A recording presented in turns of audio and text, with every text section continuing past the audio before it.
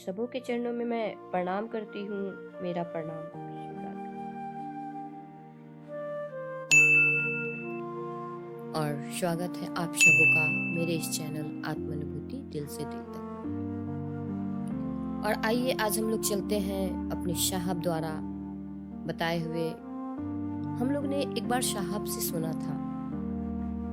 साहब हमारे एक कहानी बहुत अच्छे से सुना रहे थे, जो कि हम लोगों के सामने भी ऐसी जिज्ञासा आती है कि क्या महादेव को गुरु बनाने के बाद ये चीज हो जाएगा, वो चीज हो जाएगा। तो हमारे साहब से हम लोगों ने जो सुना था, साहब हमारे एक कथावाचक की बात कह रहे थे। एक गांव में एक कथावाचक आए हुए थे, जो कि 6 महीना लगातार एक जगह रहते थे, फिर उसके बाद वहां से दूसरी जगह चले जाते थे। वहां पे एक अच्छी खासे घर की एक लेडीज आती हैं, जो कि रोज उनका कथा सुनती थी और कथावाचक के लिए भोजन लेके आती थी। एक दिन कथावाचक का समय वहां पे से जाने का पूरा हो गया। वो कहते हैं कि बेटी, तुमने इतना दिन मेरा बहुत सेवा किया, मैं कल इस गांव को छोड़ के जा रहा हूँ। तुमने जितना मेरा सेवा किया है, उस सेवा का फल तुम मुझसे जो चाहो मांग सकती हो। तुम मुझसे वरदान मांगो। वो कहने लगी कि बाबा, मेरे जीवन में किसी चीज की कमी नहीं है, आप रहने दीजिए, मुझे कुछ नहीं चाहिए। फिर बाबा कहते हैं कि नहीं, तुम वरदान मांगो। वो कहती हैं कि बाबा, आप इतना जिद कर ही रहे हैं, तो मेरे जीवन में एक ही चीज की कमी है। मेरे पास सब कुछ है, बस एक औलाद नहीं है। अगर आप दे सकते हैं तो मुझे एक औलाद दे दीजिए। बाबा उनके हाथ को देखते हैं और कहते हैं कि मैं आपसे कल मिलता हूँ, कल इसी समय आ जाइएगा। और वो अपने घर चली गई। बाबा जो हैं वो अपने भगवान को याद करते हैं और कहते हैं कि वो गांव में मेरा इतना सेवा करती है। एक लेडीज जो है मेरे लिए रोज खाना लेके आती है, और उसकी हाथों के लकीर में कोई बच्चे का योग्य नहीं है, और वो मुझसे कुछ मांगना भी नहीं चाह रही थी, लेकिन मैंने जिद किया कि तुम्हें कुछ चाहिए तो बोलो। तब उसने मुझसे एक पुत्र की कामना की है, और उसके हाथ की लकीरों में नहीं है। मैं क्या करूं? भगवान की ओर से आवाज आता है कि जब है ही नहीं तो फिर तुम क्या कर सकते हो।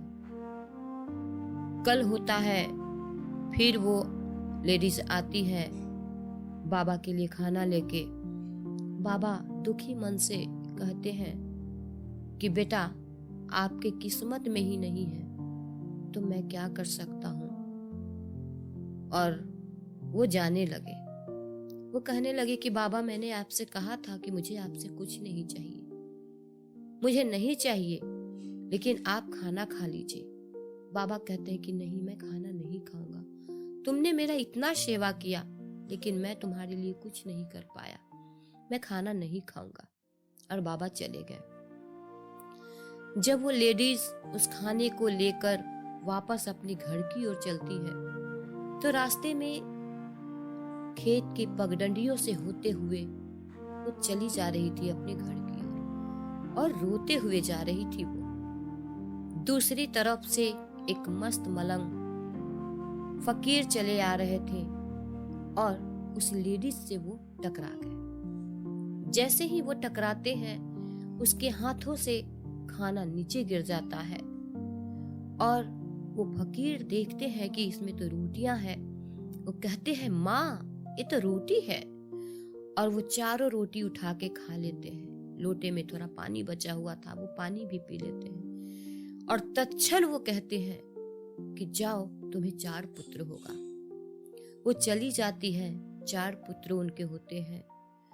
फिर कुछ दिनों के बाद वो बाबा कथावाचक जो है फिर वापस उसी गांव में आते हैं। जब वो वापस आते हैं तो वो महिला बहुत ही खुश होती है कि वो बाबा आए हैं, तो मैं फिर उनके लिए भोजन लेके जाती हूँ। जब वो भोजन लेकर अपने चारों बच्चों के साथ उस कथावाचक के सामने जाती है तो वो कथावाचक देखते के साथ पहचान जाते हैं कि ये तो वही महिला है जिसने पुत्र की कामना की थी और उसके किस्मत में नहीं था और मैंने उसे वरदान नहीं दिया था। वो बाबा कहते हैं कि लेकिन इसके साथ ये बच्चे कौन हैं? और वो कहते हैं कि आपके साथ बच्चे कौन हैं? वो महिला कहती है कि बाबा ये मेरे ही बच्चे हैं। उस दिन आप गांव छोड़ के चले गए थे और आपने मेरा भोजन नहीं खाया था, तो मैं जब वापस जा रही थी तो रास्ते में मुझे एक मलंग फकीर मिले जिनसे मैं टकरा गई। उन्होंने मेरी रोटियां खाई और उन्होंने मुझे वरदान दिया कि जाओ 4 बेटे होंगे। ये उन्हीं के आशीर्वाद का फल है।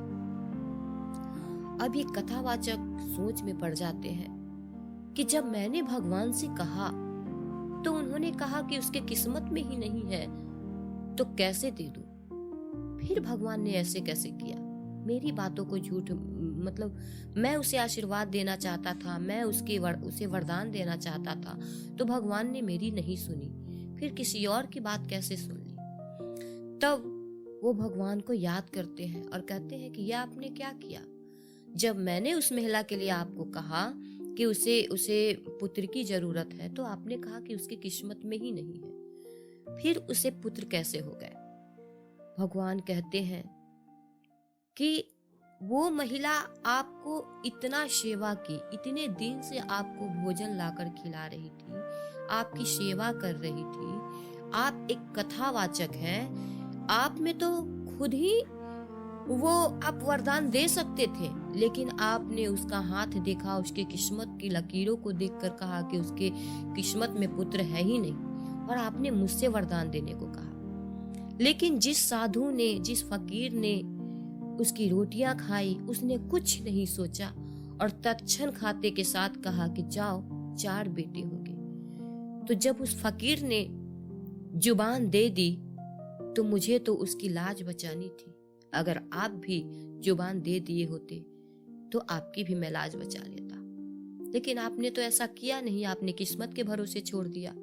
लेकिन उस फकीर ने कुछ नहीं सोचा, उस रोटियां को जो उन्होंने खाया, उन्होंने तत्क्षण आशीर्वाद दे दिया। तो देखिए, कहने का मतलब है कि आप अपने कर्म पे भरोसा करें, अपने साहब के बताए हुए रास्ते पे चलते जाएं। साहब हमारे कहे हैं कि वो महादेव गुरु अगर आपकी किस्मत की लकीरों में जो नहीं भी है, अगर वो महादेव नहीं भी देना चाहते हैं, ये साहब की वाणी है। साहब कहे कि मैं हरिंद्रानंद, अगर आप महादेव का काम ईमानदारी से कीजिएगा तो मैं आपके साथ हमेशा खड़ा हूँ, और जो महादेव भी नहीं दे सकते हैं, मैं हरिंद्रानंद आपको देने का वादा करता हूँ, बशर्ते ईमानदारी से महादेव गुरु का कार्य कीजिए। इसलिए हम सभी गुरु भाई बहन अपने साहब के उद्देश्य के साथ ईमानदारी पूर्वक अपने गुरु की ओर चले,